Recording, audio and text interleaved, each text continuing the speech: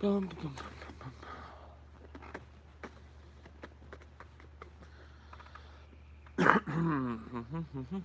bum. Oh, I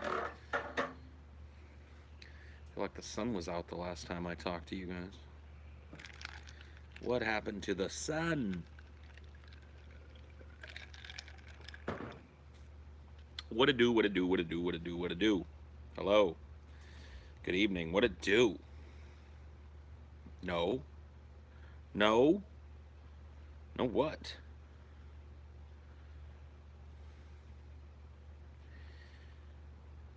Lol, not really. What? What do you mean, not really? Why are you being so unreasonable, Husky?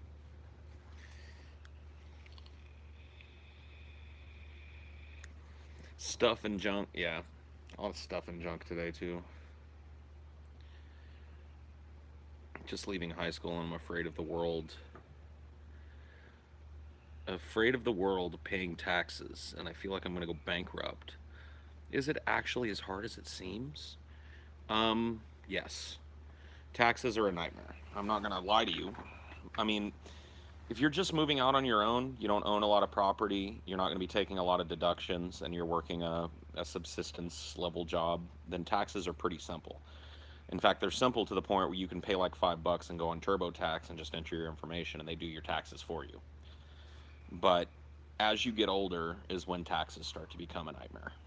Um, when you own property, when you're self employed, when you have deductions or expenses for business things that are coming out of your personal accounts. That's when it becomes kind of a nightmare to keeping track of, you know, like deductions and what can be deducted. And, I mean, it's basically made to where when you're older, you either have to learn the basics of tax accountancy yourself or hire one.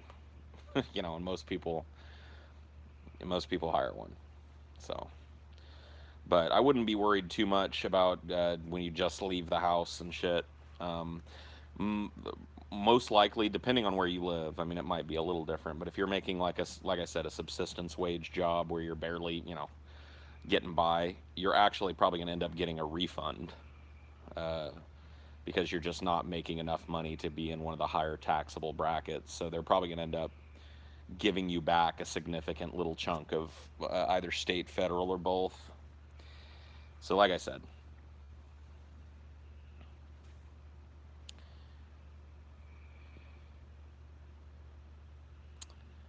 taxes are only a nightmare when you don't know what you're doing. Well, most people don't know what they're doing.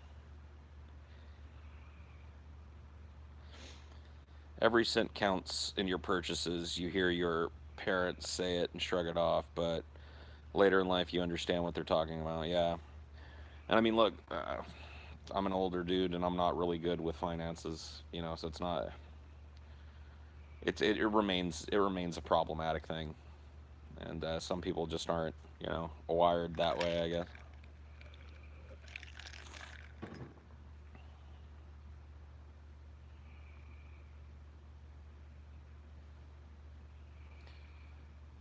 You got a belly ache, take some Pepto. Drink some pink stuff. It'll help.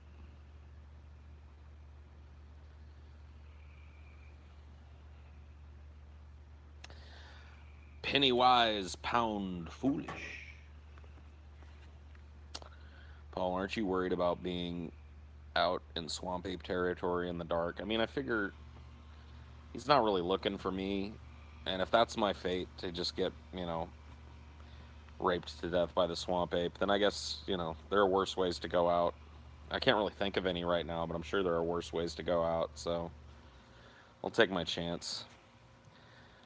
It's almost like doing your taxes should be something they teach you in school. Yeah. How about like doing your taxes, maintaining a checkbook, creating a budget for yourself, learning how to save, how to invest? Like, these are all things that should be taught in high school. And they aren't. They aren't. At least not in public school, at least not when I was there. Maybe they're taught now. I don't know.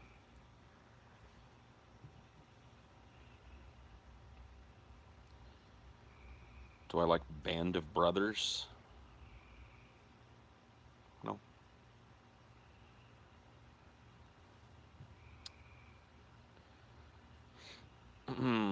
Of course they complain about it. It's not a fun class, but you know, it's an incredibly useful one. Good Mythical Morning tried the bonus buckets. It was weird seeing a channel like that make fun of Jim Baker. Yeah, I mean, DP never had a lockdown on Jim Baker. That a lot of people line up, make fun of that asshole. My brain tried to decide between idiot and asshole, and I went with asshole.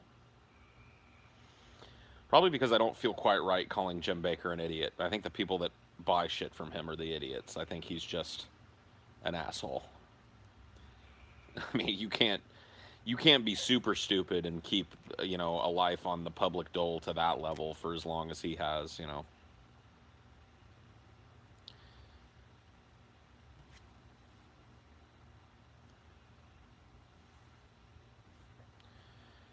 I'm sorry. Can I bring you Tums or something?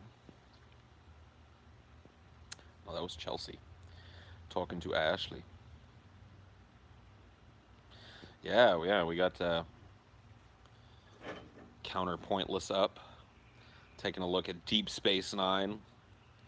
So I'll come down and get some when I'm off the toilet. Oh no, dude, not one of those.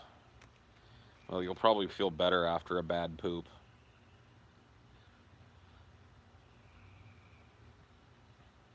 Yeah, let's all come down and get our Tums on, man.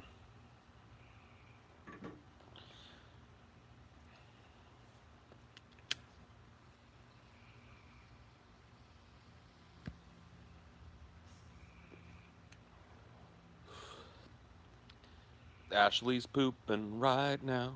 Ashley's pooping right now. Ashley's pooping right now. And everybody in here knows it. Everybody in here knows it. Everybody in here knows it.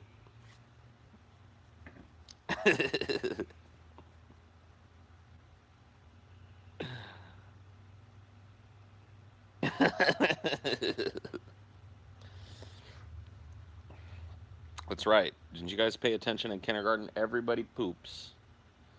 Everybody pees. Stop giggling. Eat my dick, Travis Heimbaugh. Don't tell me what to do, man. There, but for the grace of God, go you. Okay?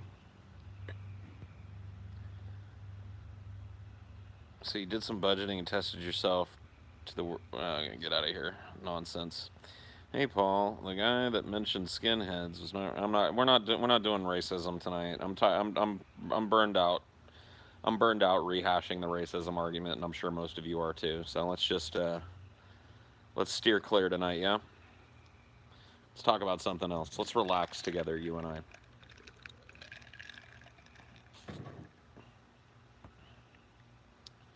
Flubists unite.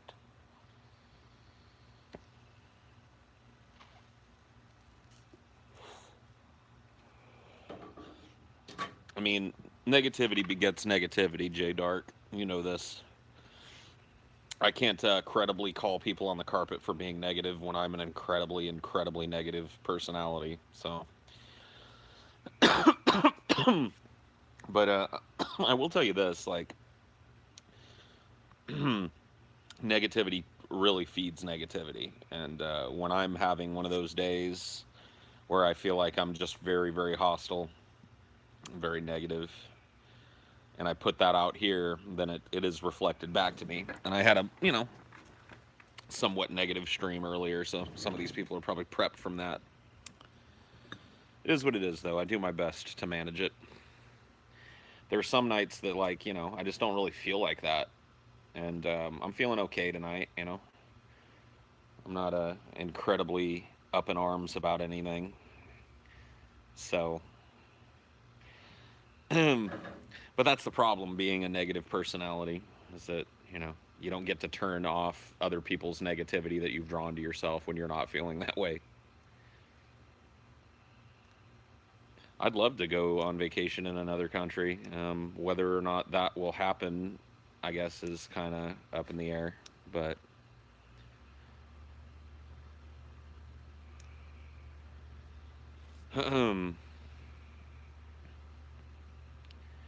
whenever I get down, I just think about Carne of Assad. Yeah, you got to have those little things, man.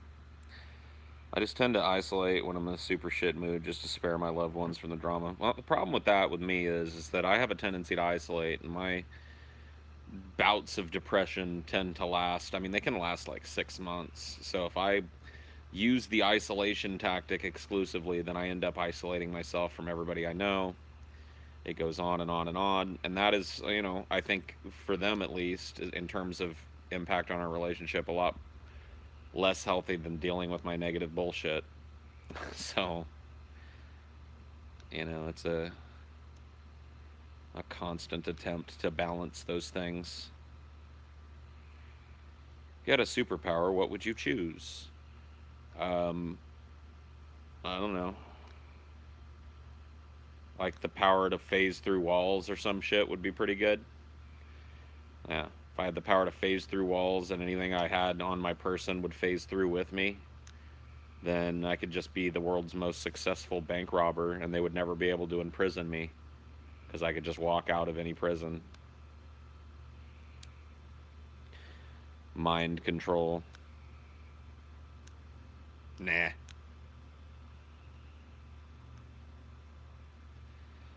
Yeah, see? You guys don't think about that shit. I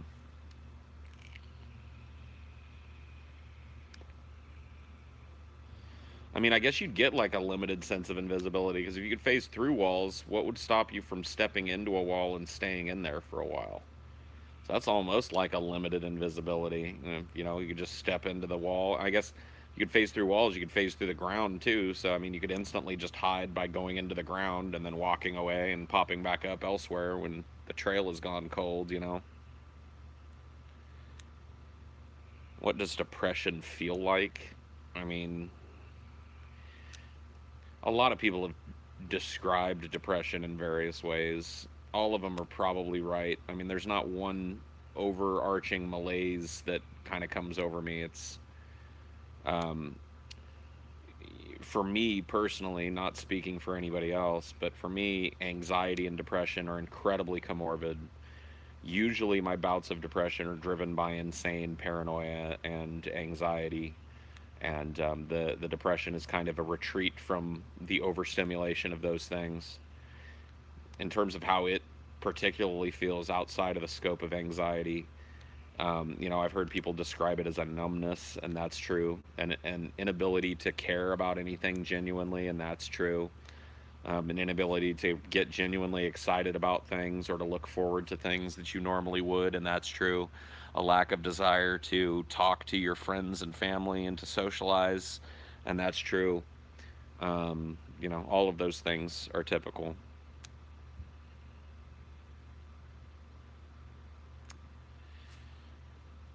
I used to think depression was just being sad. A lot of people say they're depressed, so I have to ask what exactly they feel. Well, that's the best way to do it because no two people are different. No two people experience that type of mental illness in the same ways. Hey, baby. I mean, there are certainly some things that, in talking with other people that suffer with the same stuff I do that, I share with them. But there are other, people express, um, symptoms in different ways and various different strengths. So it's really, if you're interested in knowing how somebody who's depressed is feeling, it's better to just ask that person. Hopeless. Hopeless, helpless, emptiness, inability to connect with things that you normally like. Yep.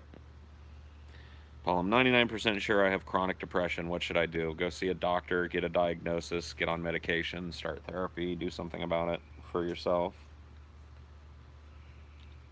Jealousy for your friends. That doesn't really creep into my thinking a whole lot. Like I don't really have that kind of depression where I'm just pressing my nose up against the glass watching everybody else live their life and growing increasingly jealous about their ability to connect with one another and have fun. I'm just kind of like, I don't give a fuck about what they're doing anymore. Like, I'm just going to do my own thing. I'm going to shut myself off in this room. I'm going to immerse myself in bullshit. And I'm going to tune out of everybody else's needs and wants and focus on my own. Don't eat sticks. So I don't really have that kind of, you know. It's frustrating when someone without depression tries to help out because there's no way to let them understand without scaring them. I mean, it just depends on the person. You know, if you've got somebody that understands at least the basics of how depressives operate, then you know, you can find some help in talking to people that aren't experiencing the same thing, but oftentimes it's really frustrating for people because they feel like they should be able to talk you out of it. You know, they think it's like one of their bad moods where they get kind of upset about something and they're kind of in the dumps, and then somebody comes along and goes, "Cheer up, bucko. Life is grand. The sun is shining. The birds are singing. The bees are buzzing. Man, go outside, get some sun. Let's go to the movies. Let's go." They don't understand that that's not what it's about, and that those things are not going to help. And that if I were to take you up on that offer right now and go out in public with you, there's a good chance that I would be worse as a result of it, because I'm going to be in a place where I don't feel comfortable. I'm going to be in a place where I don't feel safe, and it's going to make things harder on me. So, you know, like, it's just a level of understanding. It's even harder it's even hard depressive to depressive sometimes. Like, even other people that know from firsthand like what it feels like can be insensitive to the needs of a depressive when they're being depressed in ways that they don't even understand. So, clean your room, bucko. Have you cleaned your room, bucko? Talking to you, Burn your bucko. room the fuck down. Throw your shoulders back and put your chin in the air when you're talking to me, bucko. There you go. Clean your room, bucko.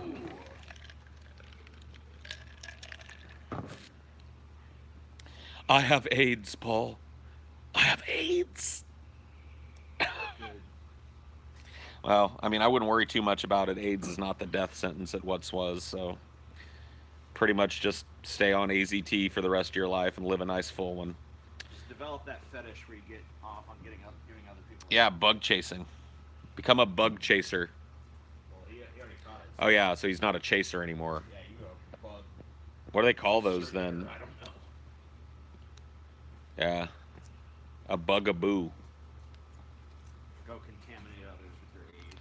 You have HPV, you and everybody else, dude. That human papilloma virus, pretty much everybody's got that shit. I think like 1/3 of adults or some crazy amount. Yeah. Sometimes for me, it feels like I'm Dr. Manhattan in Watchmen, where he says, "I don't care for these humans and their quibbles," or something along those lines. That's a very edgy way of categorizing your depression, Coolman. I like how you get to be a cool fucker like Dr. Manhattan in your depression, sitting on Mars, making a glass fortress and looking at, you know, Earth and hoping to feel anything, pity, contempt. I'm more just like a fat fuck that's hiding under his blanket upstairs that doesn't want to hear any people talk. Get away from me. But, you know, whatever. Leave me alone, world. Leave me alone.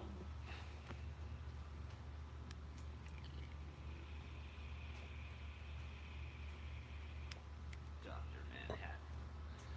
I'm like the cool kind of like above it all depressed. Where I got powers and shit. Yeah. More like Rorschach, but depressed, than Dr. Manhattan. You know, if we're going to go with the edgy depictions of what I think I'm like when I'm depressed, I feel like I would be like Rorschach would be if he was depressed. You know, Seem more like owl guy or whatever. no. The Vated. I can't remember his name. Well, what did he do? He's the guy that fucking masterminded the whole scheme to make the Earth think they were under Oh, attack. Ozymandias or whatever the fuck. Yeah.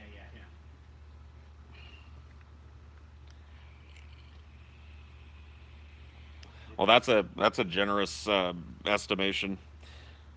Well, I'm not saying you have his like towering fucking crazy intellect or anything. I'm just, philosophically, Sure. maybe he's a little more proactive. He's definitely more proactive. He built a fucking Antarctic fortress and used it to destroy the world. He's pretty proactive. Well, he used it to save the world. Right. He Thanos to the world. Yeah, he was kind of like a Thanos-y kind of guy. It's like the only way to unite this species is to make them feel like there's some external threat that's even worse. I love how going forward in my life, misguided zealotry is always going to be Thanosing something in my mind. Oh, so he Thanosed him? Got it. Yeah, that trope might be dead now. I don't think anyone's gonna come along and do it. I mean, they're going to try. Yeah, there's gonna be a bunch of Thanos. Like, when has that shit ever stopped the fucking shameless pieces of shit in Hollywood? It just worked. Let's do it 5 million times. Yeah. And look at DC sniffing the balls of Marvel all along. Hey, they did it, so we can do it. Oops, it sucked. What happened? It's like, What happened is you didn't know what the fuck you were doing.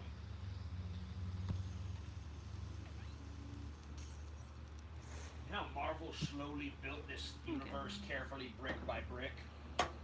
We'll just start with the whole fucking wall already built. People are gonna be fucking psyched. we'll catch them up by having the characters have conversation with each other about shit that's already happened. Boo. Boring. Lame. Lazy. I mean, they did Justice League. How many of those characters had their own movie and proven themselves? 1, 2. Superman did it, and I guess they gave Batman a little Superman never got a good movie. No, he never got a good So one. let's be honest, he hadn't proven himself. Wonder Woman was the best developed member of the Justice League. She got the best treatment in her solo movie. The rest of them were either people that hadn't had any fucking movies at all, or They never gave Aquaman no movie. I don't Gave blame them. Cyborg no movie. I don't blame them there either. Never gave who else? The Flash. Never gave him a movie. They all look like they're all atrocious character designs, so I can see why they I didn't. mean, you know, like before Marvel.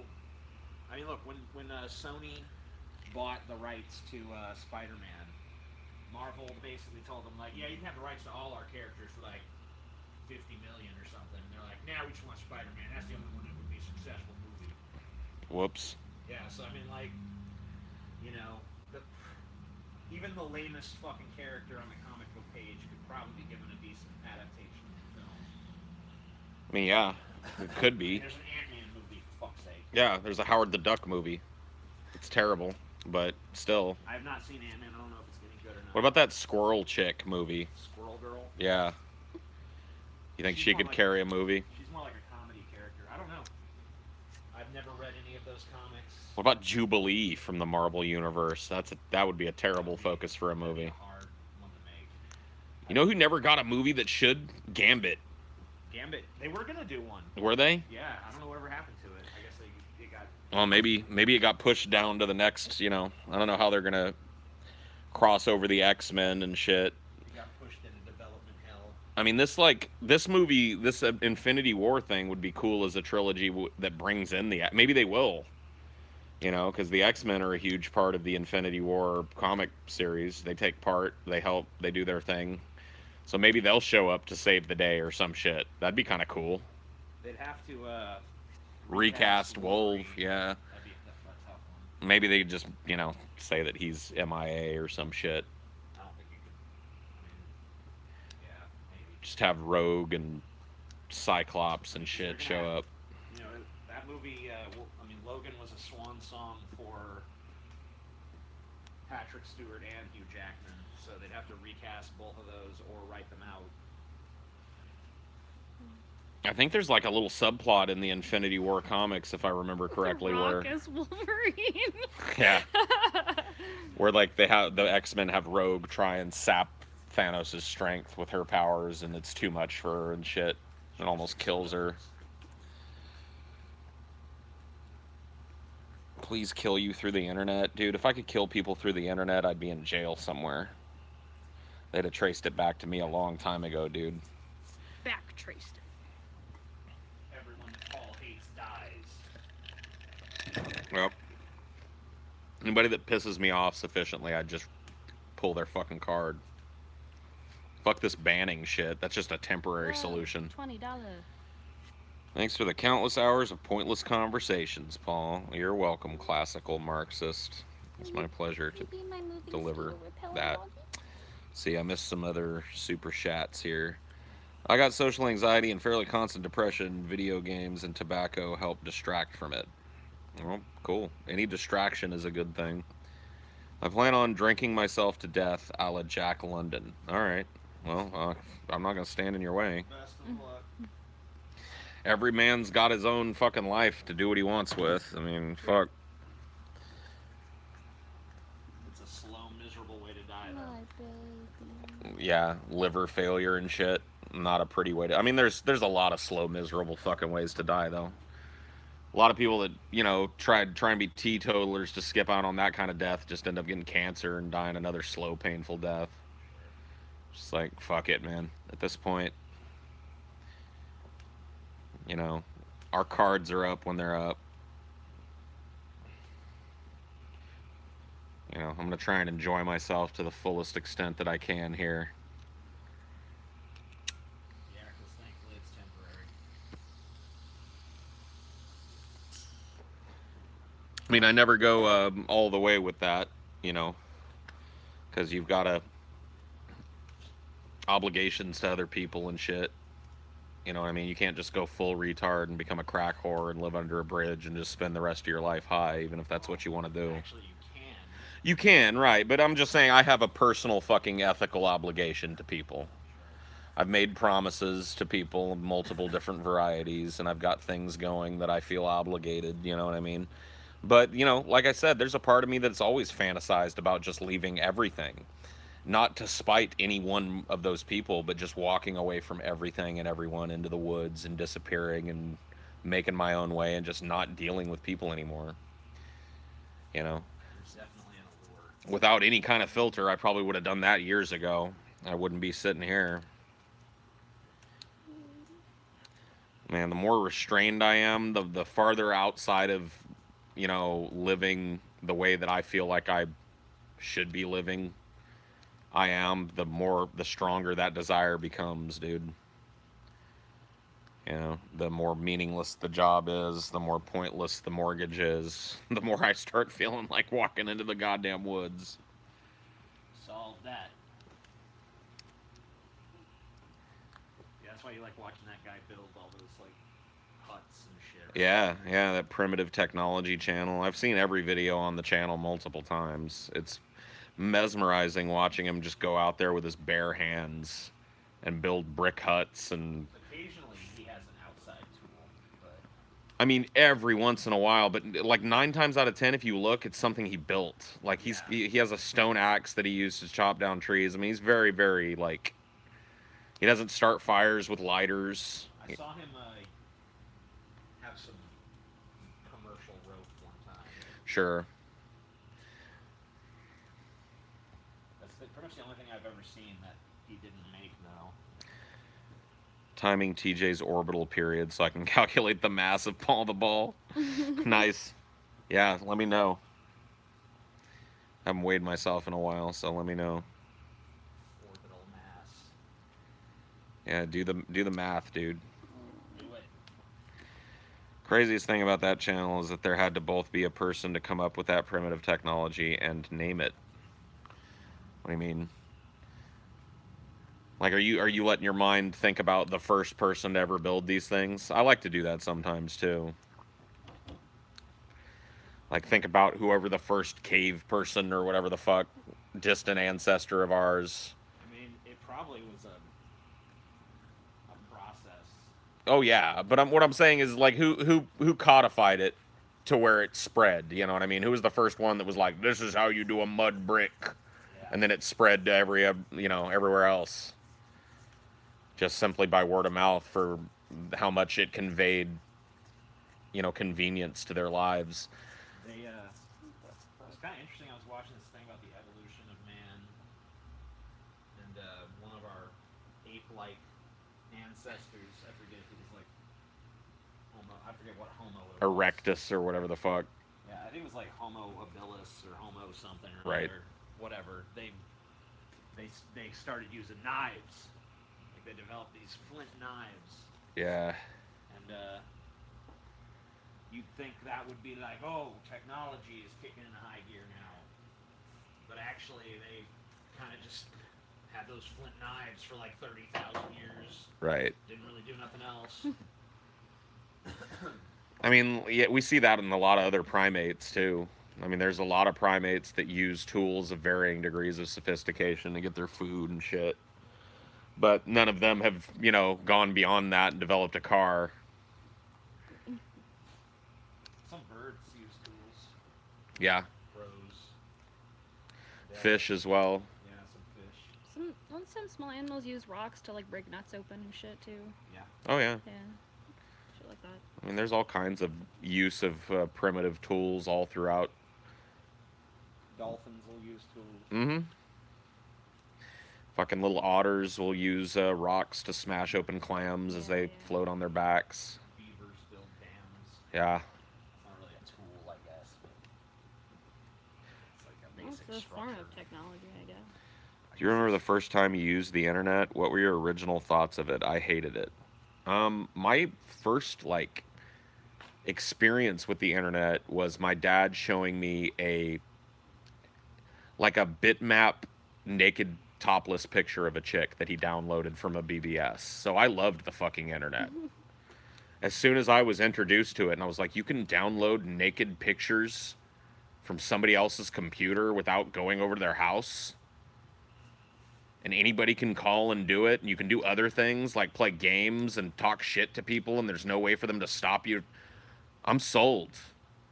Like, that was immediately something I wanted to get into, and I started going to work with my dad more often because while he was out doing his job, I'd sit in his office and fuck around on different BBSs that were local, playing stupid multi-user dungeon video games, trolling people in those, posting to bulletin boards and stuff, and The first exposure I had to it was at my friend Nick's house where he had like AOL 92 or some shit. yeah.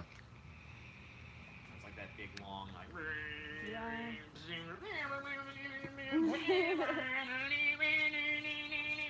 That's what I had too. Yeah. 56K or whatever. I mean, there was Dial-up.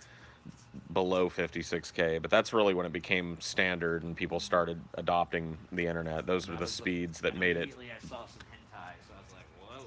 Oh yeah, dude. Well, because the first thing I knew of the internet, and it wasn't even the internet at the time. It was a BBS, which is a totally different thing. But still, the first thing I knew of it was this really shitty bitmap pixelated ass image of some chick with her tits out. Yeah. And I was just like, oh, this is for porn and Remember naughty when, things. Okay. In the early days, like It would load like you'd have to line by line. you go to the page. I remember looking at porn in these days. You go to the page.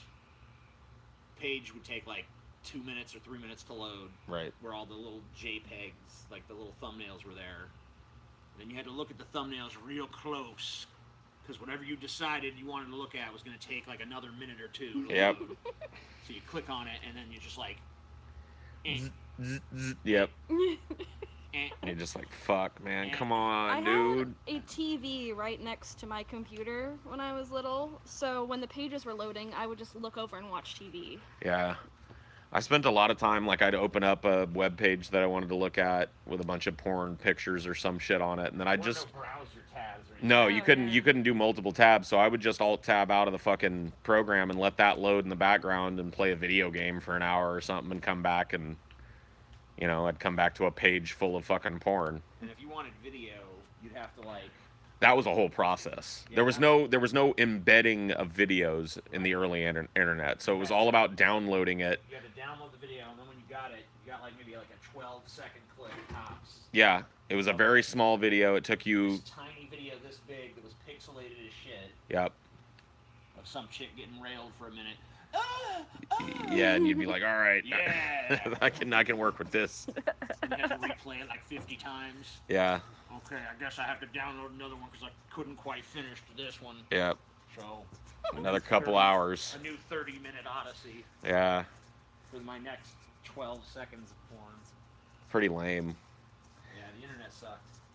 But one of the things that happened pretty early on was sharing of music files. Oh yeah.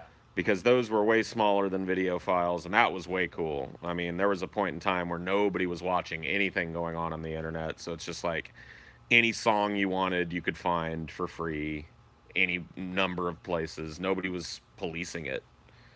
So, And now, well, now the music industry pretty much has given up. I mean, that's still true, but I'm talking. It was just totally free and unrestricted back in the day. Oh yeah. I mean, you can just go on YouTube now and listen to pretty much anything. Like for a lot of people, YouTube is now the go-to place for music. Yeah, BBS's even before the internet would throw up whole albums sometimes for download. The guy ripped himself. You gotta go to like Napster and Kazaa and LimeWire and all this shit. Yeah, sucks. Sometimes the music industry, like once they did get wise, would put up like fakes where it'd be like the first 10 seconds of the song, and then it would be replaced with like some high-pitched grating noise, like. Oh yeah. You'd be like, fucking pieces of shit. Don't Yeah, crush it. I never used Napster or whatever that other one, LimeWire shit, because there were way better ways of getting music than those. That was the plebs way of getting music. I use Bear Share. There were a bunch of different ways. Yeah. I was a member of a group on AOL Instant Messenger that was a private invite group that was based around just requesting music. Like I could say I want this album, and as long as I'm willing to upload something of mine whenever they ask, you know what I mean? Yeah. Somebody will just get back to you with a link. There'd be all these deceptive ass descriptions. Like you could get porn and shit on not Napster. I could maybe put there too. I don't know. I never used that one, but I would use Kazaa and shit. Yeah. And there's porn on there. And it was always like busty teen gets railed or something. You press it, and then it'd be like some like 45-year-old crack fiend with saggy titties. Like, oh man, can I work with this or not? All right, we'll give it a shot. We'll give it a shot. Like why do you need to lie? Busty teen. Yeah, it'd be like busty teen bimbo gets butt fucked. I remember one time. And literally none of that'll be true. One of the girls I dated early on, we were living together, and we had just moved in together and shit. We were sharing my computer, and she was going through the history to find something that she looked at, or maybe she was spying on me. I don't know, but she called me in tears one day, and she was like, "What are you looking at on the internet?" And I'm like, "What?" She's like, "I saw what you were doing." And I was like, "Yeah," you know, because I'd been honest with her. I was like, "Yeah, I told you I look at porn." She was like, teens, Paul." And I was like, everything on the internet is a teen. You don't understand. These are not teenagers. These are 45-year-old women dressed up like teenagers. It's fine. Like, she just wasn't an internet denizen, so she didn't understand that, you know, young teen gets railed hard wasn't like some 13-year-old girl that's been captured by the Mexican cartel. You know, like, teens. Paul. Oh, God, that's so gross. I'm like, wait, hold on, wait. I'll show you these teens. We'll look at them. Trust me. Put them together. You can be the judge. You know what the funny thing is that conversation did lead to her end up looking at porn on the internet herself. So it kicked the door open to her. Yay. Another porn addict out there roaming around.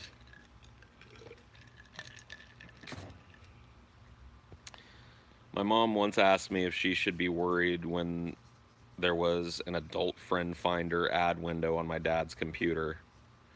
Oh yeah, dude, there was all kinds of. I remember one time when I was growing up, there was this big blow up that happened because my mom got the phone bill one month and there was this charge on there that looked like it came from some like triple X porn line, right? And she immediately, because I wasn't living there at the time, I was staying with my dad, so she immediately assumed it was her husband, my stepdad. So she started flipping shit on him, yelling at him about what a bastard he was for spending money on something so stupid and going behind her back and yada yada yada. And then like the my sisters ended up coming out and confessing that it was some fucking chat line or some dumb bullshit where it's like, 99 cents a minute for the first minute and then 5.99 a minute afterwards, and you can just meet people that are like you. It wasn't even sex related. There was a lot of like confusion about that shit in the early days. Yeah, they used to have all these weird phone lines. I mean, I guess they still have some sex lines. Like when I was growing up, when I was a teenager, there was a local one called Chatline. It was a local number and it was free, and you could pay to go private with people, but it was a free chat line that basically it was a party line. It was being run probably through somebody's house as a party line where it's just like you dialed the number and you would connect to a room filled with like 5 or 6 other people and just talk shit with them or talk whatever you want with them.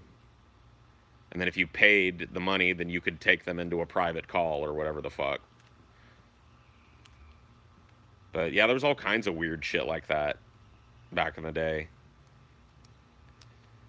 All gone now. Mostly. So those phone chat lines are probably still around. They are. I mean, you can go on.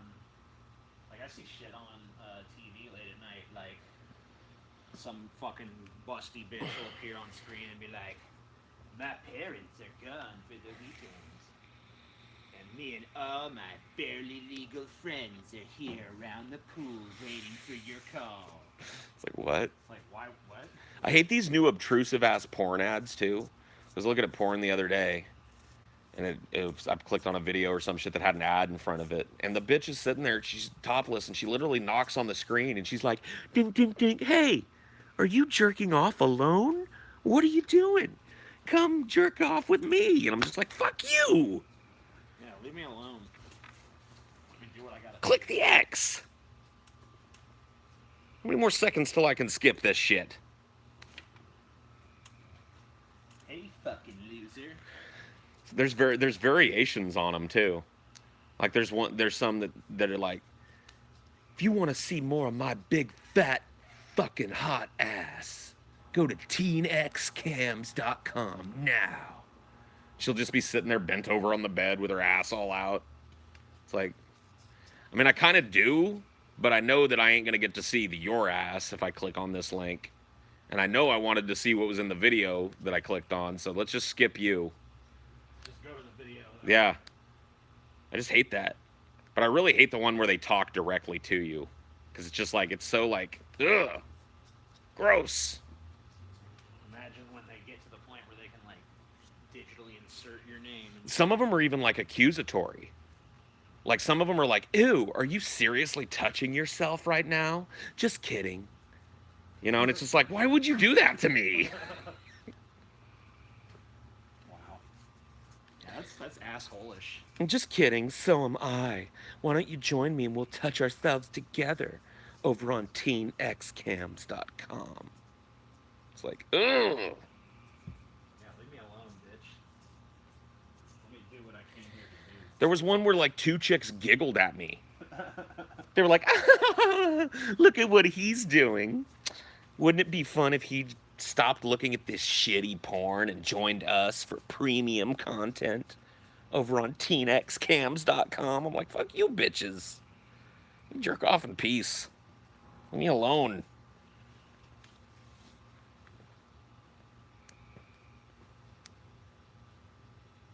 Yeah, criticizing you, criticizing your porn choice. It's like, It's mean. it's just unwanted. And they're like, Like, it doesn't engender wanting to go to their website for me. Like, you don't feel hot after that. I just don't. I don't feel hot after a couple of chicks giggle at me for getting ready to jerk off. I don't.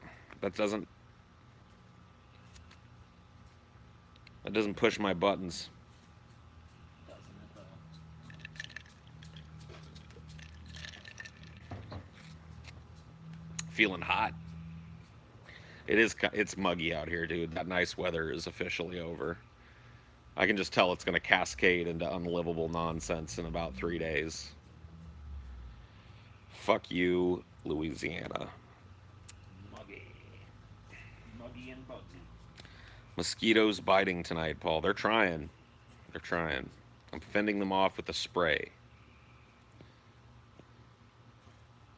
Galen said we should get mosquito plants, but I don't know what the fuck that is. Apparently, There's like certain plants they don't like. yeah. So I should look into getting a mosquito plants or some shit and just planting these planters out here full of fucking mosquito plants. Put it all around. Keep them out of here. Get out of here, mosquitoes. So they usually don't bite me, but these are fucking voracious, dude. These are not your typical skeeter. Yeah, they're getting desperate for blood. Louisiana swamp skeeters. Oh yeah, dude, you get those redirect ones. I mean, I've got no script, so those don't get me anymore, but I remember those where like it'll be a pop-up and it's like, "Warning, your computer is infected." And when you try and click like no, it just keeps reloading and you're like, "Fuck you."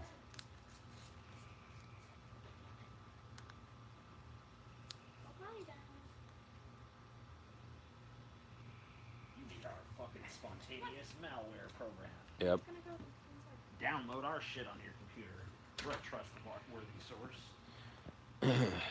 Citronella, yeah, we need to get one of those big like 3-wick citronella candle things for out here. And I think these torches are citronella, but I think that one's dry.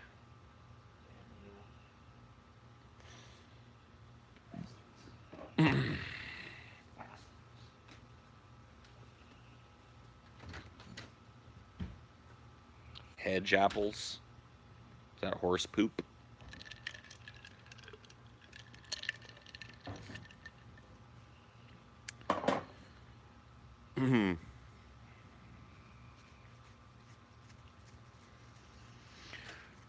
Yeah, I've never gotten scammed by one of them scam sites, but I've had like relatives and shit call me all freaked out. I had one time where like my mom told me to call my aunt because she was having trouble with her computer, and I called her and like almost shit my pants as she was describing what she did. She was like, "I was trying to do some banking business, and this pop up came up, and it was from my bank, and it said to put in my password, and I did it." And I was just like, "Call your bank, call your bank, call your bank, call your bank. Tell them to freeze your accounts. Call your bank." Just like, ugh.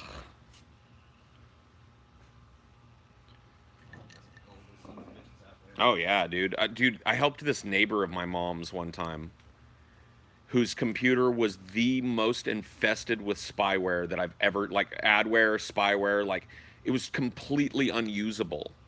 Like as soon as it booted up, it would load like 18 different ad pages that were unescapable. Probably had like 7 or 8 toolbars. Oh yeah, everyone like yeah, toolbars halfway down the fucking browser windows. I mean, it was just insane. And I was like, "Do you literally click install on every fucking thing that you see?" Unbelievable. And they were hoping like, "I hope you can save some of the stuff on this." And I was like, I can't even get it to respond. Like, it was fucked beyond safe mode even working. I was like, there's not a lot I can do. I pulled over what I could and just wiped everything out.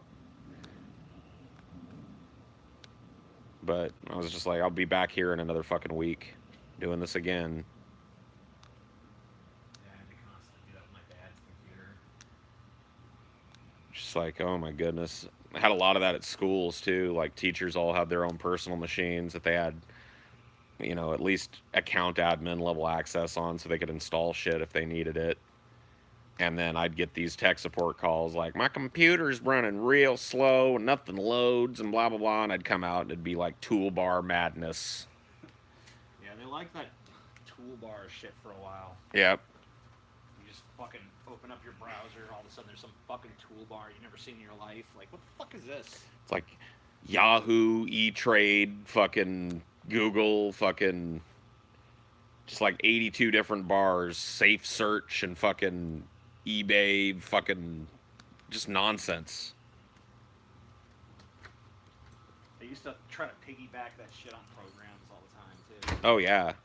You'd like be installing and there's just like this innocuous screen with a big old continue button at the bottom, but there's check marks next to boxes, and if you read them it's like, "Install the Bing toolbar and make Bing the king of your system." You know what I mean? Like, make Bing the first thing that your computer does. It's like, why is that checked by default, you shady fuck? No. Yeah, use Bing. You need Bing. Like, no one wants Bing. Get the fuck out of here. Like, you can't force Bing on people. They don't want it. It sucks. It's like when Google tried to make us all use Google Plus. Oh, yeah. It's just like, ugh. This is like the least intuitive social network I've ever seen in my life, first of all. Second of all, no one wants another social network to fucking begin with. We already have all realized they're horrible by this point. Yeah. The ones we have now suck. They're going to continue to suck. The last thing we wanted was some new one that was even worse.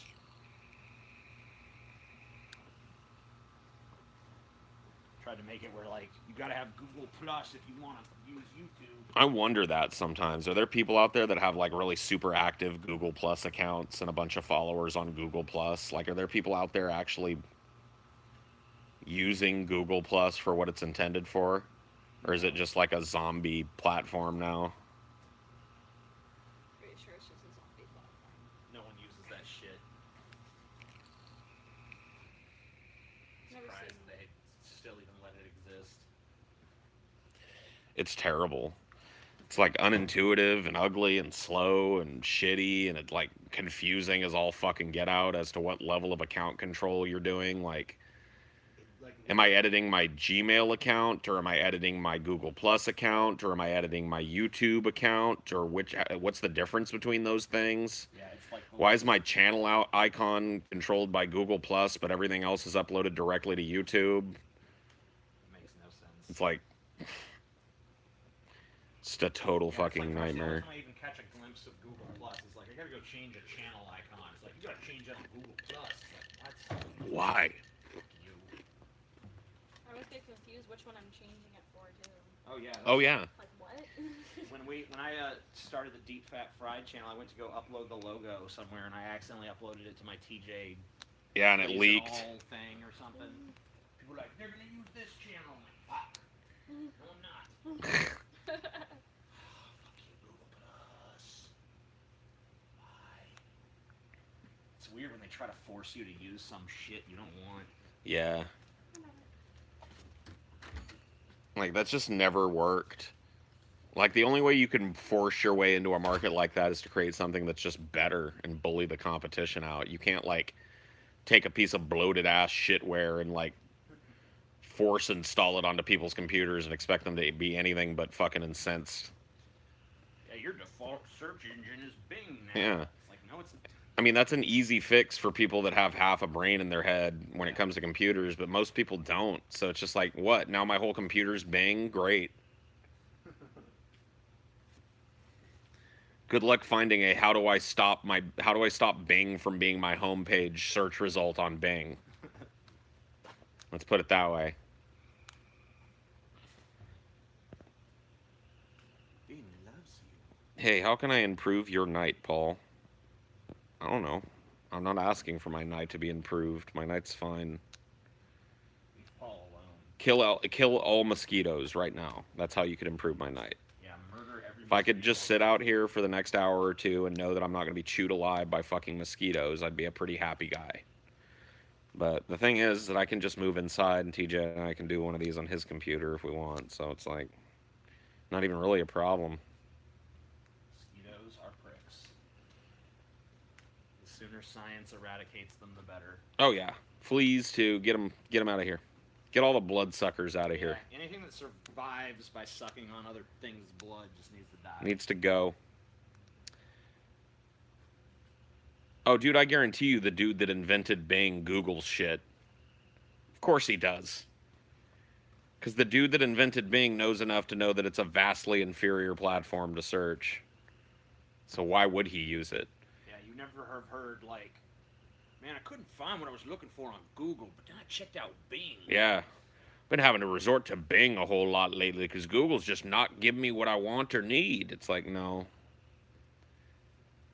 I mean, really, like, nobody should be trying to do a search engine anymore. Like, when your search engine becomes a noun, an adjective, and a verb, you've basically achieved market dominance. Yeah, I'll Google that. Yeah.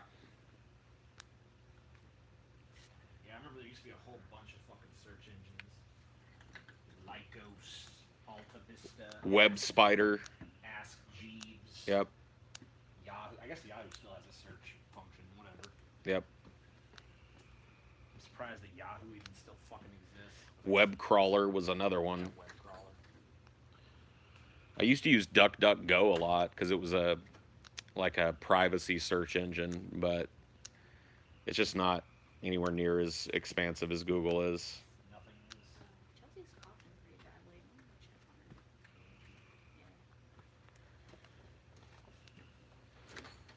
I'm gonna check on her. Ask Jeeves. Yeah. Ask.com. I remember that. They live, hamster. They live. Shirt's pretty dead. I know, it's got holes. It got mouthed. Yeah. We had moths at some point somewhere in our trip. Probably. Tried using ask.com for the fuck of it. Literally not once ever gave me any result I needed. I know, it's a total joke. I mean, what are you going to do? That's what I used before I really knew about Google, I guess. There's not a whole lot you can do. Go along with it.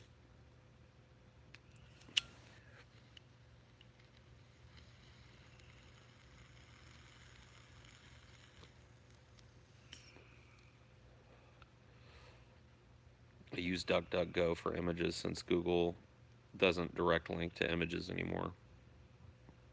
Yeah. Oh, yeah. Start page is Google without Google. Cool. No, whatever. I just use Google. It works. It's God. They've already got every search I've ever made on Google anyway.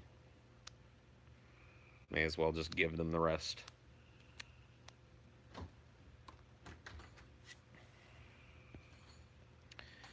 Going back to Google becoming commonplace, did you know that a copyright can actually be lost on something if it becomes commonplace enough, like Band-Aid? Right, or like a paperclip. That sort of thing, yeah. I wonder how that would work with internet properties. I doubt that any company would ever let that happen. Why would Google want your phone number? So that they can call you in case somebody tries to hack your account.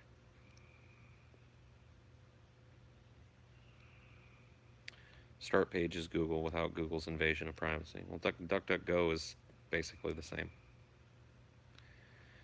Wonder what Paul's ego's up to nowadays. Bing it, said no one ever. Yeah, I'm gonna bing you. You know, I binged it, but just didn't find anything on you. I'm gonna go home and bing you. And, nobody has ever said that in casual conversation anywhere, ever in the world. Bing is a total, complete, abject failure of a search platform. Anybody that's using it is some stupid fucking user who got bamboozled into making it their default fucking search application and doesn't know how to change it back. And they probably just use Bing to Google and then click on Google and use Google from there. That's probably what most people that use Bing. I bet the most searched term on Bing is Google. What do you want to bet? Have they released that sort of thing? I'd be willing to bet that it's, you know, if not number one, then it's top 5. Like, people say Bing is better for porn. Well, if it is, I'll never know it. Yeah, we're going to live stream directly to our Google Plus profile, guys. So make sure you log into your Google Plus profile because that's where the show's going to be from here on out. I feel like anymore Google is showing less and less useful search results. I think more and more sites are opting to not be publicly indexed. Either that or their monetization model is starting to really show signs of deteriorating the quality of their search results. Like, you know, a lot of times when you go to Google, the first 15 results can be ads, paid sponsored ads for something like what you searched. You know, and oftentimes it's the biggest name, you know, in whatever it is you're searching for that ends up popping up. But it is a little fucking disingenuous to return a Google search page, and it's a, not everybody looks and sees that those are sponsored links and knows what that means. So it's like Google is a shit show already. Dude, I remember one time when my dad was running one of his fucking bullshit universities. Yeah. He was like the second or third result for online law school, and he fucking calls Google, like literally calls them, and is like, why am I the second result? Why am I the third result? Yeah. Is it because we're a minority-owned school? And they're like, oh, well, we'll look into that. And then he was the first result. Got him. Dude, that's so It brilliant. wasn't even a minority-owned school. It's like, is it because it's because we're owned by a minority? That's so brilliant, dude. Your dad was something special, dude. That's fucking hilarious. Why am I number 3 on Google? It's because I'm black. Huh? Is that what it is? Bling. Number 1. Yeah, and I mean, he advertised enough with them that He'd established yeah, a... he had that right. relationship, That's funny. Like, because, normal people don't just get to be able to call Google. But because he'd spent so much, advertising money with them. Right, he had a contact person Right. for his account. It's funny because we don't even have contact people at Google as YouTubers and shit. Wow, Yeah, this is a different time. Yeah, but I guarantee if we spend a bunch of money with Google, somebody would take our call. You don't have a contact person? Nope. I always thought you had somebody down there that you could fucking call. Nope. That's funny. Nobody. I assumed that, once you got your fucking play button, you got access to a phone number that people don't have or some shit. No. No? I think some YouTubers might have that, but Yeah. I've got to imagine that, like, the ones that they really push, like Philly D and shit, probably has somebody he can get a hold of down there. If he's got a question or a concern. well, I can tell you I've never had that in my 11, 12 years or whatever the fuck it's been. Well, that's kind of why MCNs or whatever came about, right? Or partner networks or whatever the fuck. Yeah. Because they could, for whatever reason, Google is willing to give these companies that create these partner networks a contact at Google. Well, honestly, even when I talk to those people, they're like, yeah, Google a lot of times just totally stonewalls us. I mean, they're able to intercede in ways that you as a user aren't, though. So Google has obviously given them some kind of fucking... Yeah, but even they complain about being stonewalled by the fucking wall that is Google. So Just a shit show. they're just not communicative. They're not good at it. 'Tis a shit show over there. And the site shows it. I just can't wait for their next horrible redesign of YouTube. It's been, it's coming because Oh, yeah, it's been a while. It's been a few years since they completely ruined YouTube, so the ruining is coming again. Yeah, the next level of ruination. And you know what'll happen too? They'll roll out a beta, an opt-out beta. Everybody will hate it. It'll be universally panned, and they'll roll it out anyway. Oh yeah. After the beta, they'll barely address any of the complaints people have, and then they'll just roll it out live. Without even really giving you a date for the rollout either, because that's usually the way they do things. Yeah, because They'll let you know it's coming and kind of what to expect, but they don't give their content creators enough heads up to go, hey, these big changes are going to happen. You might experience this, this, and this. Nah, just roll it out so you wake up in the morning and your fucking channel's on fire. Just a terrible company, yeah, dude. it's been a while since they've done it, so it's coming. Again. Oh, yeah. They've been cooking it, hatching it like a stinky 1,000-year egg. Because usually it's about every 2 years, and I feel like it's been longer than that now. So we're past due for another fucking horrible fucking Site redesign. Yeah, total overhaul of YouTube that makes no sense and makes everything less intuitive and worse. Yep. I remember there used to be a day when you could like organize your comments based on a preference. Like there was like a few different little preferences you could use, like most popular, most recent, all this other stuff. Now you can still do most recent, but if you have to like manually click it every time. You used to be able to just set it. Yeah. Where like I just want to see the most recent comments every time. Nope, not anymore. Now you gotta fucking manually change it every time you want to see it. Yeah, it's just ridiculous. It's like, was there really a big contingent of people that was begging for less features? Yeah, one step forward, three steps back. That's the Google way. Yeah. And occasionally they'll have like one thing that makes sense. Be like, hey, here's a cool new feature, but it's I'll tell you sandwiched what in they did between. fix that was a problem for a long time was chat threads. Yeah. You remember on the old YouTube site, like the original and the Yeah, you couldn't follow shit. you couldn't follow I shit. mean, it's still not great. It's But not. It's way better now. it is better. So that is one of the things that they've updated, but pretty much everything has been a straight downgrade from the original Google in terms of like fan interaction and community interaction. I wish they'd bring back video responses. Video responses were awesome. I mean, sometimes, I guess if you got too big, it did become kind of a pain in the ass. Not really, because you could turn them off. I mean, it's Yeah, that's true. I used to go. I mean, I guess maybe if you were really big, you probably had a harder time with it. But I used to just turn them off and go through them and allow the ones that looked like they were on topic. Yeah.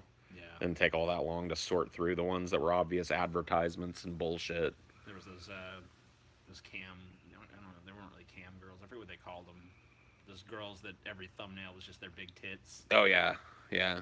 And then they would get on and Like those sub for sub channels or whatever the fuck. or yeah, but they cover some news topic, but it was like the most embarrassingly superficial Yeah. read of the story, and it was just all about like they'll click on it because my tits, Right. and then and because of the topic, and they'll want to see like what's this chick with huge tits think about this. Right. And this has to be this long for them, to get ads on it. So I'll just ramble incoherently for 15 minutes with my tits, my cleavage hanging out. Yeah, those channels were a fucking plague. They were everywhere. Yeah, they cracked down on that, Yeah, they killed that. thankfully, but I mean, that was one of the good things that they did, but it came at the expense of a lot of other shit. yeah, they got them on. Yeah, you like it'd be some Russian chick or something, and she'd be like, Yes, I was playing the new Diablo 3, and I am liking for the barbarian class to have a whirlwind attack. I am liking when the demons are attacking my barbarian. I am liking to play the barbarian and drinking the red potion when my life is getting too low. And you're like, I've gone to fucking hell.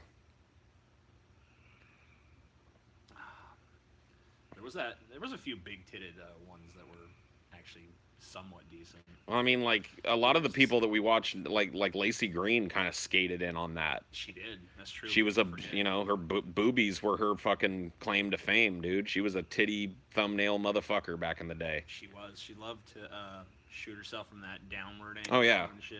The canyon. So you got the best possible view of her tits. Mm-hmm. You know. And Casey Tron's another one that skated in on the titty cam type of thing. Big tits will get you a long. Jacqueline Glenn also had a lot of fucking cleavage and shit in the early days of her channel. I mean, a lot of these, they've really cracked down on like you putting boobs, even covered ones and shit now. There was that chick that would like teach you Japanese. Oh yeah, and where they're just gigantic hooters. And they were huge. Oh yeah. And she didn't just sit in one place. Like she went around the town and stuff, and like always shot from that angle too. yeah, always made sure to shoot from the titty angle. So. And you'd be like, yeah, learning Japanese. But then you looked at the comments, and every single comment was just like, damn, bitch, your titty Yeah. huge. Girl does rant, yeah. I mean, whatever. I like to milk them big old titties. I'm not putting it past like. I have respect for women that jumped in that way and got eyeballs and then made content that made people actually stay beyond just ogling their tits, So Lacey Green, to a certain extent, all the ladies I've mentioned here, I'm not trying to disparage them for No, but they making use of their. But I mean, yeah, they it was definitely used that to get the eyeballs. it was manipulative as fuck, for sure. But it's not like dudes weren't putting cleavage shots on their shit, People forget that's how Philip DeFranco Oh, yeah. got so big. Titty dude. Every Philip DeFranco video back in the day was a hot chick. Yep. Or just a pair of boobs or a butt. You know what I mean? Because he knew people would click. Yep. And it wasn't against the rules back I know then. for a fact he bought a bunch of subscribers too back in the day. Oh, a bunch of people did that though. Yeah, I never did it. You never once like did the whole subscriber buy. Nope.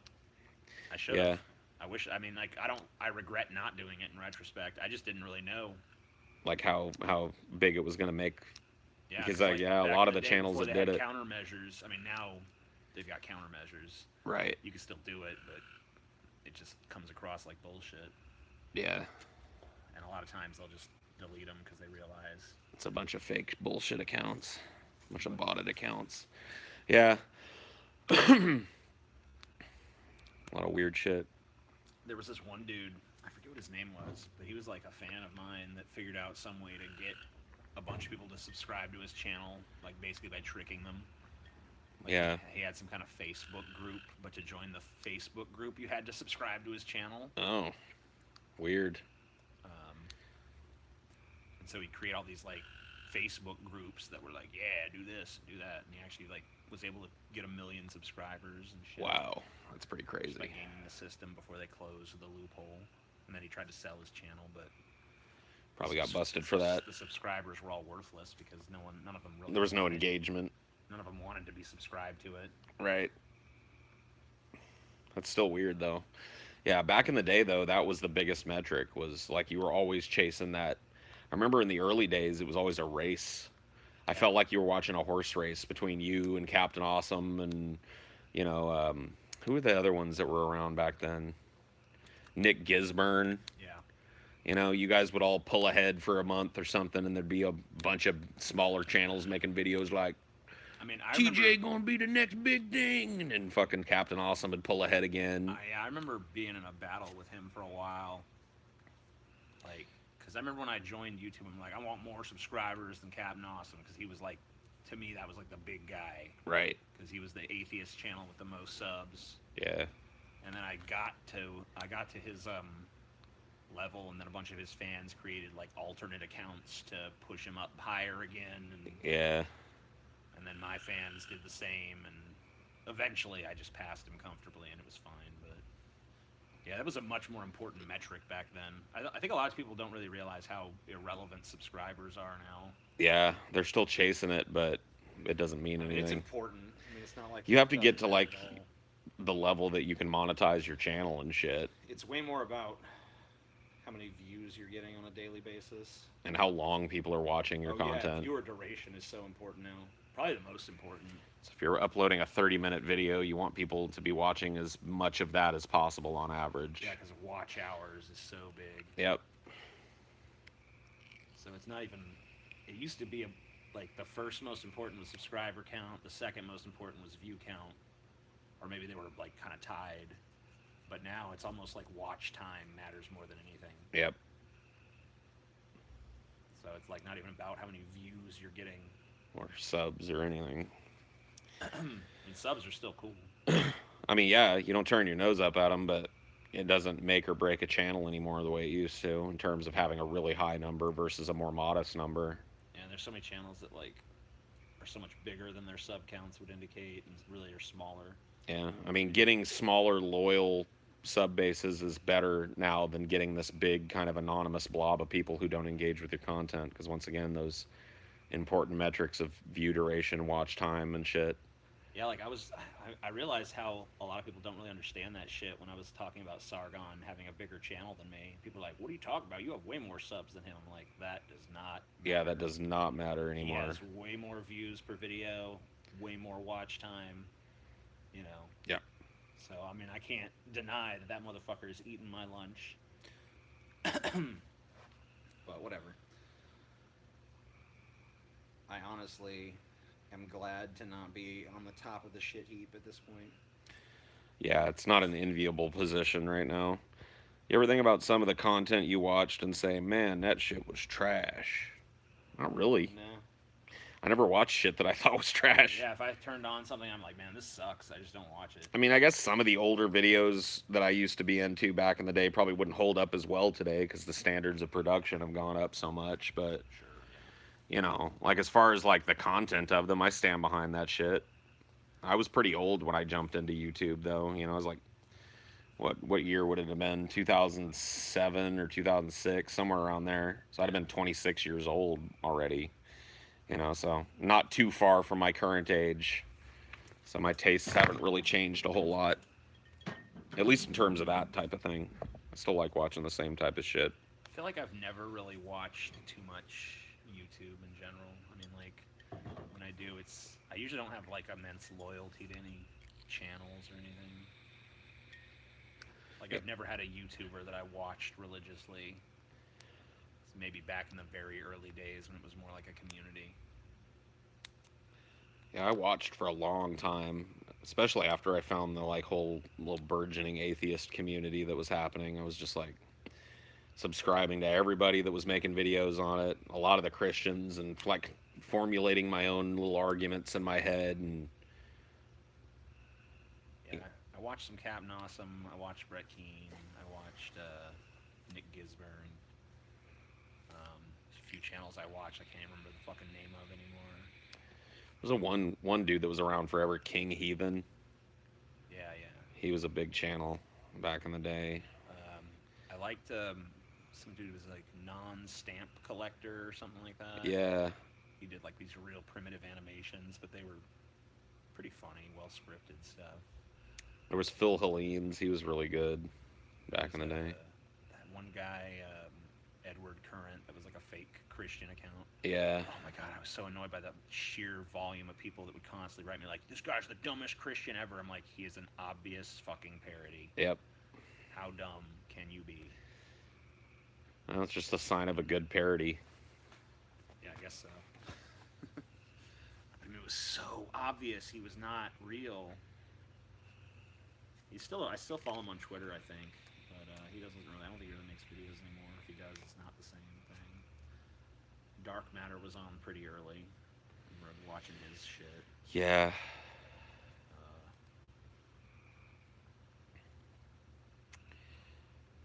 There were a bunch of little personalities that I knew back then that I've just forgotten. People think I watched a bunch of Sargon shit, but I probably have seen like 6 of his videos ever. So Yeah, I've never been into Sargon. It's not my cup o' tea. yeah, I mean, I watched. I mean, I watched it and thought, oh, this is fun. I actually still fucking support him on Patreon and shit, but I don't watch it personally. I did have to shut a few of my Patreons down for people that I just thought like, I don't really support this anymore. When Dave Rubin first left the Young Turks, I started supporting him on Patreon, Yeah. but then he just became like, totally right wing, and I was like, eh. Kind of miss the whole guy in a room talking to a shitty camera mic about bullshit video making style. Now it's a lot of overproduced bullshit. These streams seem to bring back that feeling, though. Well, I mean, like, that's why, I mean, these types of streams, believe it or not, are really popular right now. Like these IRL streams where people just turn their phone on or sit down at their computer and host a talk, either just with their chat or with some other guest. Like, that's the most popular kind of live content right now. So there's clearly people out there that are hungering for the more spontaneous type of content. And It's a little bit more real. yeah, I think that they got tired because for a long time there, it was slickly produced or nothing at all. I mean, if you were trying to do content like this, you were just not going to be getting views because people demanded a certain threshold of, you know, professionalism from their video making. They really liked getting off on that, like it's TV for me type of thing. And I think people got tired of that overproduced, jump cutty, just loud, annoying, fucking meme ridden nonsense and like to hear people just talk now. I think that's why Jordan Peterson is so popular right now. Is he's a guy that's come along. It's been a long time since there's been a public intellectual that can just ramble on and on and on, and whether you agree with him or not, sound good doing it. That's certainly a big draw to Jordan Peterson for a lot of these young men. And I don't know, it's a good skill to have right now. He's definitely a talented orator. Yeah. I mean, anybody that can do any kind of extemporaneous speaking has a really good talent set right now if they want to do this job, because that's 90% of what gets your name out there now. People are more interested now, it seems, or at least that the interest is growing in people that can handle themselves live versus people that sit down and think out their videos. You know, you see this type of content that's springing up that's all based around pitting people head to head. You know, um, like I said, it's a good skill set to work on and to have right now. Those of us that have it to some degree or another are pretty fortunate to have honed that in the past. Because it's, you know, I mean, it's the heart and soul of the content that we make. The Deep Fat Fried is not a rehearsed show. It's a research show. We, Sometimes. yeah, sometimes, yeah. Sometimes there's very little to no research needed for a show, but it's all um, extemporaneous speaking. Yeah, I mean, like when we do flash fry, there's like no real prep. I mean, like usually, The prep is one of us or all of us reading headlines and thinking that's probably going to be funny. We collect about 10 of them and then we go live and react to them. yeah, a lot And of times we haven't read the articles in advance. We don't really know what the hell's going on. and Deep Fat Fried is largely the same just on the main show. I mean, one of us will do all the research, so one of us will have a better base of knowledge going in, but the other two of us are kind of along for the ride. You know what I mean? The audience is along with us. Like it's just and none of it is scripted. Like our you know, all of that stuff just happens. Radio show style, podcast style, whatever you want to call it. That's the new frontier right now. People that can do that are going to be the people that make a lot of money on YouTube, assuming it doesn't Yeah, kill the live streaming thing in the cradle. the pendulum swings both ways. Yep. People will get sick of the extemporaneous and want the scripted again. Yep. But for now, you're definitely way better off being able to speak extemporaneously and just summon, you know, a decent vocabulary. I mean, it's not like that doesn't help with written content either. Oh yeah, So, because you can crank it out faster. right. I think DFF would sit better with me if somehow if someone was designated as the topic host at the beginning. We often do that. Yeah, we just don't announce it. Usually. I mean, well, I mean, a lot of times we do though. Like early on, we'll say, you know, Paul led the research on this, so he's going to kind of take us through it, or TJ and Scotty did this one, and I'm kind of along for the ride. Like, usually when that happens, it's mentioned as part of the conversation at some point. I mean, I guess we could think about announcing who's hosting the topic for that night, or who did the research at least. You know, Yeah. I don't see why that would hurt anything. Oh yeah. I just don't think it's a secret right now that that's how we're doing shit. DFF Lil Pump. No. I don't think there's enough there, dude. I really, unless there's some extraordinary circumstance to do. Yeah, unless he leads some crazy double life where he's like a pharmaceutical CEO, you know, Yeah. in addition to be Lil Pump. If he's just Lil Pump, there's not much to say. Yeah. This is terrible. The end. Yep, this is bad and this is bad. And whoa, he sucks. The end. He does kind of fascinate me on the level of having no talent but so much reward. Yeah, I mean, he's not even really totally untalented. Like I said, he produces his own beats, and, you know, those beats are really good. I didn't know that. I didn't know it either. I mean, I had somebody in my chat put me up on it, and I went and looked it up and confirmed it, and it's true. I mean, he has some talent as a producer. Well, that's cool. I'm glad he has. I'm glad he actually has something. Because I mean, like a lot of times when I listen to like contemporary rap shit, whether it be I don't know acid rap or whatever the fuck genre, Yeah. I'll be listening to it and be like, man, this beat's pretty cool. And then they start rapping, I'm like, oh, Yeah. it's this. Okay. Man, some of these guys though, like that little Uzi Vert, Oh God, dude, Man, that's it's- unwatchable. it was just like, I felt like I feel like he's like Ambien personified. He's so fucking dull. So dull and formulaic and predictable, and just the songs just go nowhere. They have no structure. I don't know. Like I can at least appreciate like Lil Xan's beats and Lil Pump's beats, because there's some genuine talent that went into producing those. There's some slick ass beats. But the style of rapping over it, just the constant triplets, the lilting like I'm on Xanax fucking delivery style, where you can, you know, barely understand what's going on unless you look the lyrics up, and then you've got to like formulate in your mind how they got only wear designer to sound like only wear design. That's a line in fucking Let's Get It. Only wear designer, let's get it. Step out the Ray Fist, get it. You got to go look up what he's talking about. Only wear designer. Let's get it. Step out the Wraith. That's a Rolls Royce. Let's get it. Smash on your bitch. Let's get it. All right, so he's going to fuck your girlfriend. Run up a check with no limit. Okay, so I got to look all this up. Didn't used to be that way. You used to be able to understand what a rapper was talking about, even if they were using heavy metaphor or a lot of, street lingo. You could still get what they were talking about. It's like now, good luck.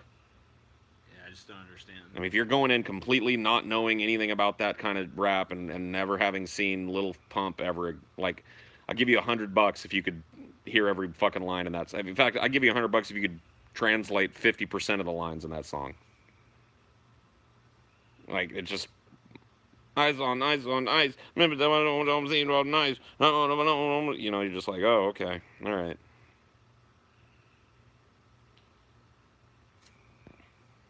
My grandmother doesn't even make attempts to understand rap and its cultural significance.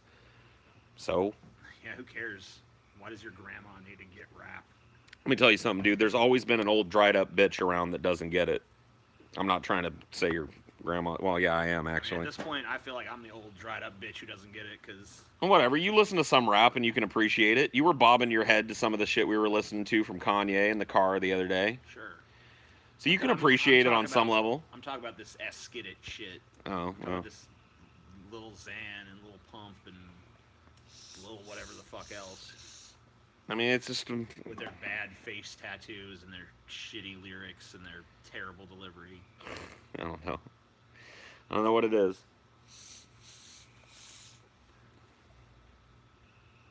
And then the mumble rap shit. I mean, I feel like some of these songs, like, I don't know, rap used to have an aggressive quality, and now it just feels like so castrated to me. You can still find some of that. That's why I liked those Kanye songs we were listening to because it sounded super aggressive. Yeah, there's passion. And drums and fucking big boom boom shit. Yeah. You know? We were listening to Run the Jewels in here a couple nights ago, and you liked that too because it's the same way. Like they're at least attacking it like they've got something to say. You know what I mean? It's not just like, oh, you know what I mean? They got something to say. They got a little passion behind their lyrics. They've worked on their persona beyond, I'm just a dude that stomps holes in the back windows of cars people can't afford to drive. It's like, you know. Paul, are you responsible for the Worski JF breakup? Yes, the rumors are true. It was all me. Spread them far and wide and let people know. Paul's ego, slayer of podcasts, has struck yet again. What's next? That means that you're responsible for the public space. Yeah, I created the monster. It's all right. I'll bring that one down too in time. Just give me my time, dude. All podcasts will bow before me at the end. Paul, will you eat out your girlfriend? Does your awesome beard tickle her vag? Thanks for the $5. I guess it probably does. I don't have a vag, but I can imagine. Maybe it's itchy. I mean, she never complained about it being itchy or tickly or anything. I'm just trying to be honest. Whatever. Yeah, sure. Longtime fan, glad to catch another live stream. Cool. Well, catch TJ for a minute. I'm gonna go get some more ice for my ice water. Cool. I am in the captain's chair now. What's up? Hey, Coolman. TJ, I love you. Thank you. I love you too. Aye, aye, Captain. You are Paul now. If your ex was drowning, would you save her or not? Yeah, I'd save her. She was good. Wasn't her fault that it all fell apart. TJ, I'll produce your mumble rap album. Okay. I don't want to do a mumble rap album, so... Fart on Paul's phone. I don't have a fart. I don't know what you people think I can just fart on command. That's never been one of my talents. Whoa, I'm frozen. That sucks. Paul's gonna blame me for this. Fart.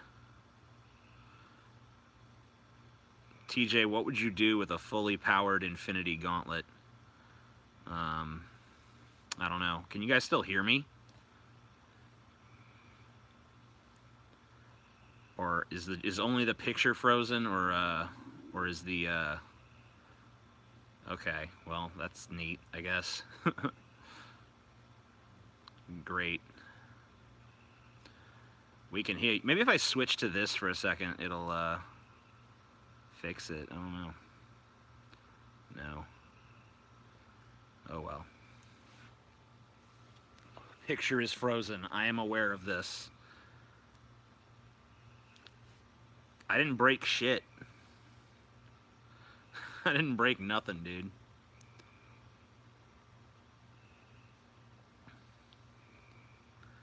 I do declare.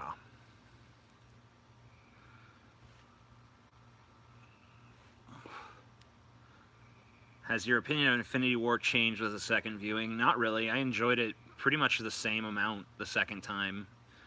It like much like the first Avengers, it has a whole lot of replay value, which is definitely a good thing. TJ broke. I didn't break shit. I didn't even touch it. Didn't even touch it. TJ, are you with us? Yeah, I'm with you.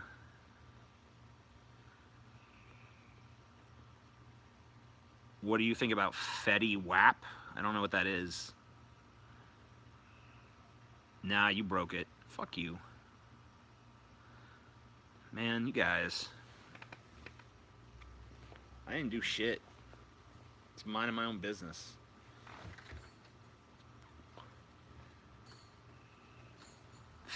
Fetty Wap is a rapper. Okay. Fetty Wap. The picture is frozen. Oh. Let's see.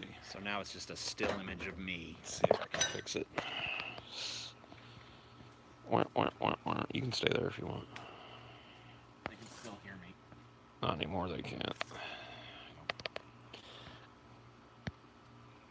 What is this? What is it? This is an old stream that I did a long time ago. Alright, well, let's see what happens.